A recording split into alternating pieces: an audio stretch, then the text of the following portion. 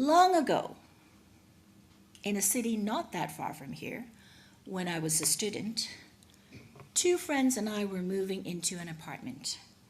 One of my roommates asked a couple of her church friends to help us move the furniture. The move was done, and a few weeks later, I was walking through the residence cafeteria when I heard, "Hey, Vyda." It was one of the guys who had helped us move. We sat and we had coffee, and to our mutual amazement, we discovered that his wife and I were both from Ipoh, Malaysia. After comparing schools and names, it turned out that we knew each other through our youth choir connections and mutual friends. Her cousin and younger brother were good friends of mine. Let me add that her husband and I were chatting in Trent University in Peterborough, Ontario, far away from Ipoh, Malaysia. What were the chances that she and I would have met up in that small town? When a random request by my roommate to a Baptist church friend would cause our paths to cross. She and her husband had moved to Peterborough on church-related work, and I was a student at Trent. What are your unexpected connections? Have you ever met someone or had an experience that unexpectedly reappeared in your life later on? How did this connection strengthen or nurture you? People online, this is your breakout room question, by the way. My unexpected reconnection with my Ipoh friend reminded me that I was not alone, that I did have a network at a time when I was far from home, lonely, scared, missing my family, friends, and the food. When Reverend Linda Thompson invited me to speak today, we decided on the theme of connections because I wanted to share with you how you here at the First Unitarian Congregation of Toronto are connected regionally, nationally, continentally, and globally to a wide Unitarian network, and that we are better together. You may not have known that when you joined this congregation, you also joined a community internationally. This congregation is one of 42 Unitarian and Universalist congregations across Canada, and one of 16 congregations in Ontario. Within the GTA, which I broadly include Hamilton and Mississauga, there are 5 other Unitarian and Universalist congregations. Some of your members here have been and are engaged and connected at a national level with the work of the Canadian Unitarian Council. Let me digress a little bit here and talk about the CUC. What is the Canadian Unitarian Council? The formal definition is that the CUC is the National Association of Canadian Unitarian and Universalist Congregations. But what does that actually mean? Think of us as your family's home or as your mothership. This home, or spaceship, is maintained by the CUC staff team and the Board of Trustees. Also think of us as the co-parents and caretakers of this space. Each congregation is a member of the family. There are the older siblings like the Universalist Unitarian Church of Halifax and the Unitarian Church of Montreal. They were established a long time ago. You have younger siblings who are coming into middle school or adolescent age, like the Lakehead Fellowship in Thunder Bay and the Fredericton Fellowship in New Brunswick. And sadly, there are siblings who are no longer with us, like the Avalon Unitarian Fellowship in St. John's, Newfoundland, Kamloops in British Columbia, and Windsor in Ontario. Some siblings have also transitioned to more relevant names. Don Heights here in Toronto used to be called the Willowdale Unitarian Fellowship, and the Unitarian congregation in Mississauga was once South Peel. And we have new siblings joining us, like the UUs of the Salish Sea in British Columbia, and there are groups forming in Stratford, Ontario, and in Manitoba.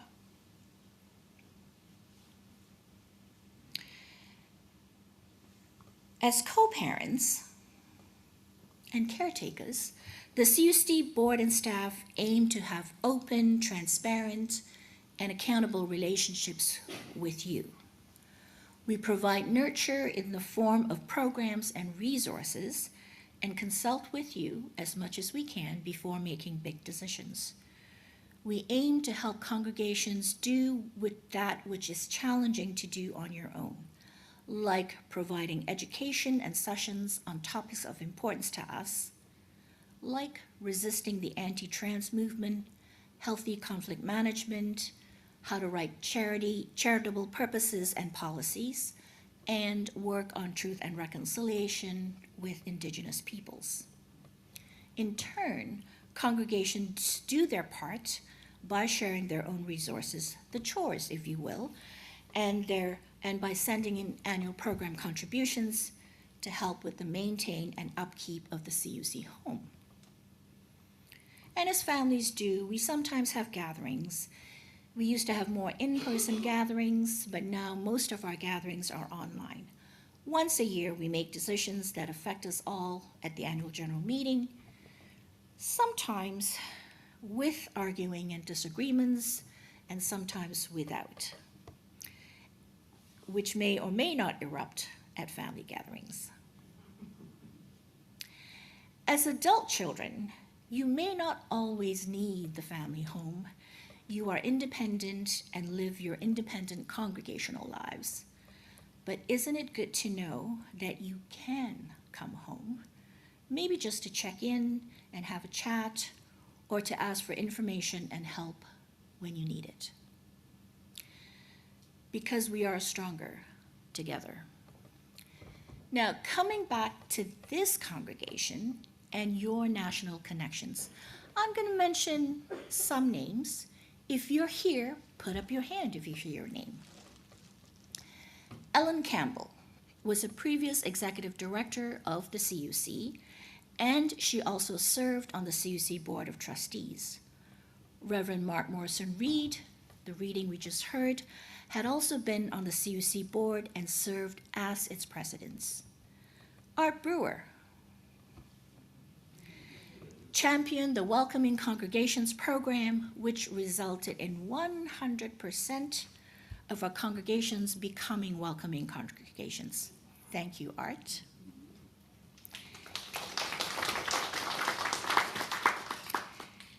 And when the CUC celebrated its 50th anniversary here in 2011 in Toronto, this congregation, co-led by Nancy and Terry Lee, pulled together and co-hosted that celebration. Tanya Cawthron was a previous CUC board president and treasurer. Margaret Kaur is a current co-president of the CUC board and has been involved in other national initiatives like the polyamory and bylaw task forces, although not together and not at the same time.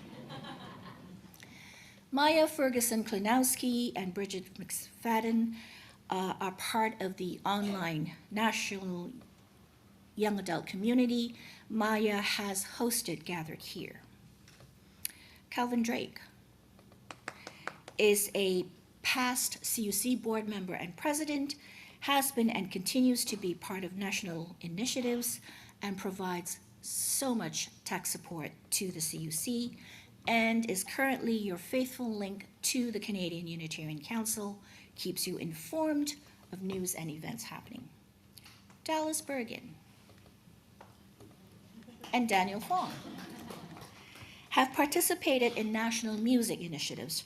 Robbie Bryden led the Young Adult Decision-Making Exploration Team. Your refugee team, led by Beth Van der Weerd and Wendy Peebles. Is Wendy here? She's in the kitchen. Okay. Part of your refugee committee have worked with the CUC to help resettle dozens of newcomers from different countries over the years.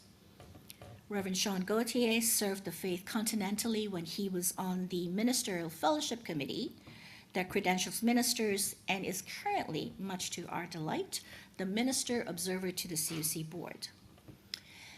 Reverend Linda Thompson, your current interim minister, was Congregational Life Lead for the CUC for 22 years. I have to say, your timing was impeccable. And when Reverend Jonathan Kwong was here, he and I bonded as foodies and over Marvel movies. Give a wave to Rev J in case he sees this video. That's a lot, and that is just a few of your folks. I know I haven't named everybody. We are connected not just regionally and nationally, but also continentally. Okay, as an aside. When Linda and I decided we were going to be speaking about connections, I was trying to figure out how I was going to make this more like a story and not a presentation, so bear with me, it's a little bit of both. Our sibling organization in the United States, the Unitarian Universalist Association, the UUA, helped birth the CUC. When we grew up and came into our adolescent years, we moved out. In 2002, the CUC became independent and responsible for our own programming, staffing, and finances. We paid our own bills and managed all the grocery shopping, and that was scary. About 64 years later, we might have gotten the hang of it, but we continue to be connected. Today, the CUC has a congenial collegial relationship with the UUA. Our congregations find the UUA resources helpful, and CUC and UUA staff work together on ministerial and other matters. We are stronger and better together. Our UU family isn't just continental. There are Unitarians and Universalists in India, in Transylvania, the Philippines and Indonesia, Hungary, Germany, Japan, England, Africa, South America. At the UUA's General Assembly in June, which is their national conference, us internationalists held a global worship. The room was overflowing, capacity was 200 people, but we had people sitting on the floor, overflowing into the hallways. A minister from Transylvania coordinated the worship, with speakers from India, the UK, and the US. When it was my turn to speak, Canadians got a thundering applause from the mostly American participants. Our mutual connections are valued and appreciated. And in this job, I've been fortunate enough to attend UU conferences all over the United States, in the Netherlands, in Nepal, and I've met many UUs from different countries. Some of those UUs have faced persecution and threats in their home countries because of their beliefs. But through these connections and through the hard work of willing UUs and Canada's refugee sponsorship program, we have brought at least 3 families to their new homes in Canada. Mark Morrison Reed reflects that the central task of the religious community is to unveil the bonds that connect us to each other, because the religious community is essential. During your ministerial church in 2024, your search committee through Chris Lee and Tanya Cawthron worked with CUC staff to get accurate and up-to-date immigration information for US ministers coming to Canada. Canada's immigration process is a slippery creature, with things being updated and changing. But together we developed resources. 4 other congregations have now used this information to smooth the transition process for their U.S. ministers coming to their congregation. So thank you, Chris and Tanya. We are more effective together. Spirit of Life, the music video we just saw together, was created during the pandemic. During those years when we were longing for a connection, CUC staff and musical UUs came together online to make this magical video that connected us across the land. You might have recognized a specific minister in that video. We make good music together. For decades, Unitarian Universalists across Canada have taken action for peace and justice. Remember when Mark said that we needed each other to enact justice? Resolutions dating back to 1963 demonstrate the passion that we have for justice and environmental issues. Reverend Fred Cappuccino wrote, "We are called upon to engage in the struggle for human betterment. We don't know ahead of time if we'll succeed. In fact, we will often fail. But when success does come, it is oh so sweet."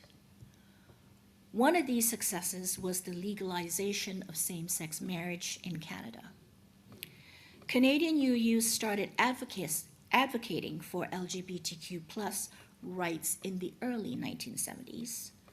We were one of the first religious communities to have gay and lesbian ministers.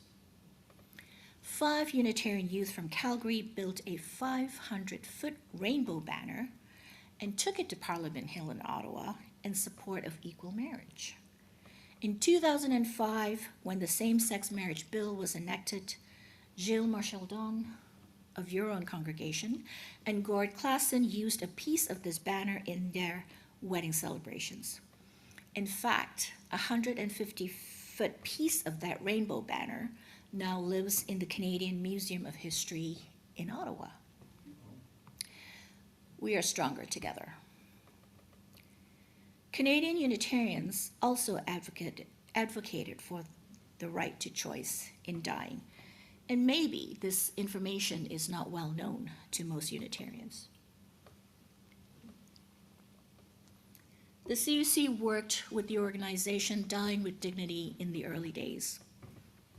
We were involved in federal government meetings during their consultation period before the legislation was enacted, and the CUC were interveners in the Supreme Court cases of Taylor and Carter in support of the right of people to choose the time and manner of their dying in very specific circumstances. The medical assistance in dying legislation became law in June of 2016, and we, the Canadian Unitarians and Universalists, were part of making that happen. In fact, for a while, I was at the Supreme Court when the Carter case was being argued, and to get into the Supreme Court, you have to have identification. So for a while, I carried that piece of card in my wallet, much to the objection of my 3 children. They were like, "Mom, you're supposed to carry pictures of us." I was like, "Yeah, but this is so significant." We make justice happen together. The Truth and Reconciliation Commission of Canada was established in 2008, many of you know this, under the Indian Residential School Settlement Agreement.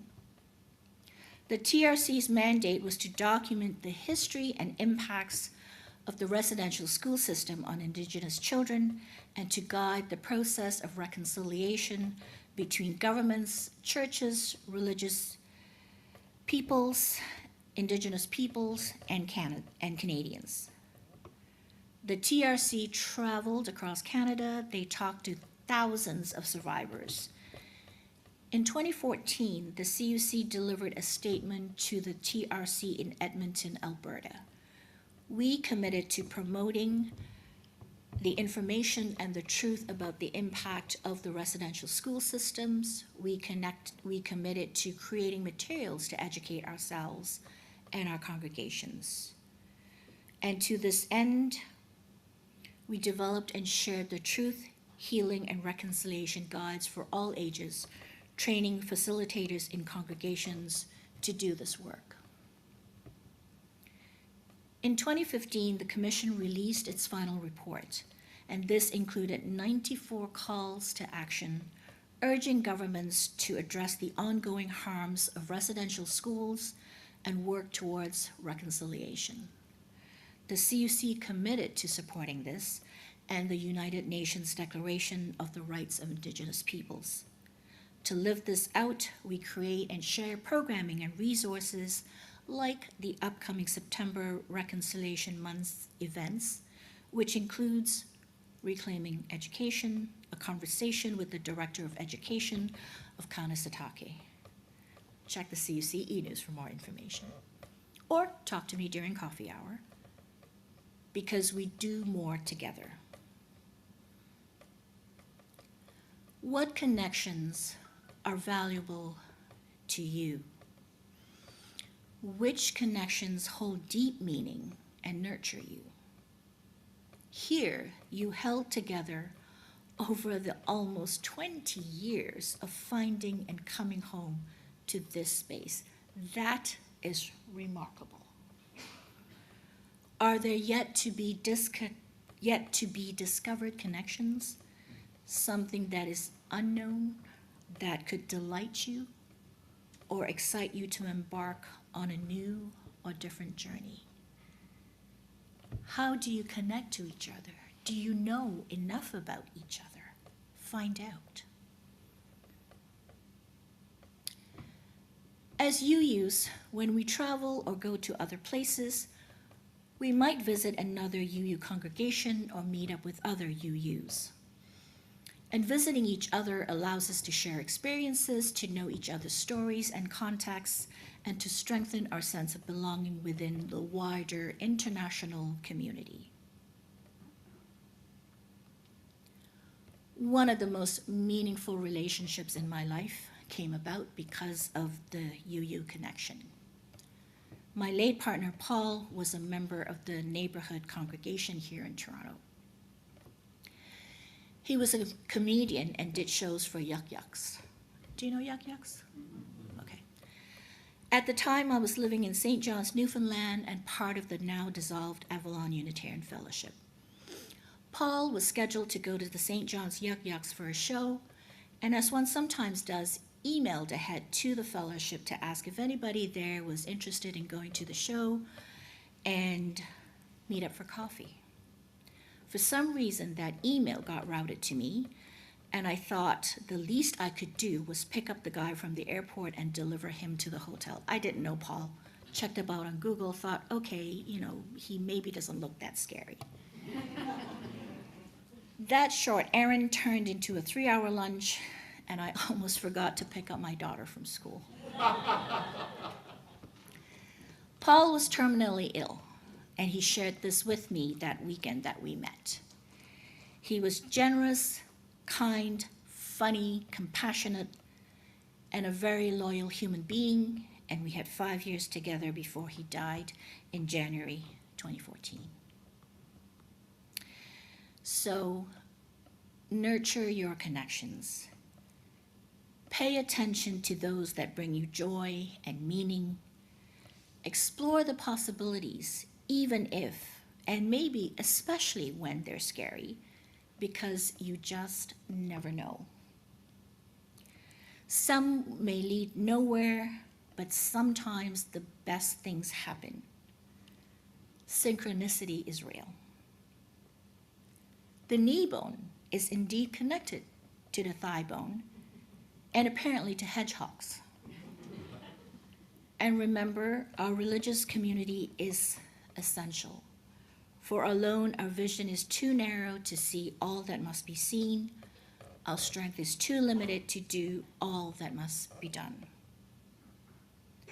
Lean into your connections as we struggle for human betterment, because success might come.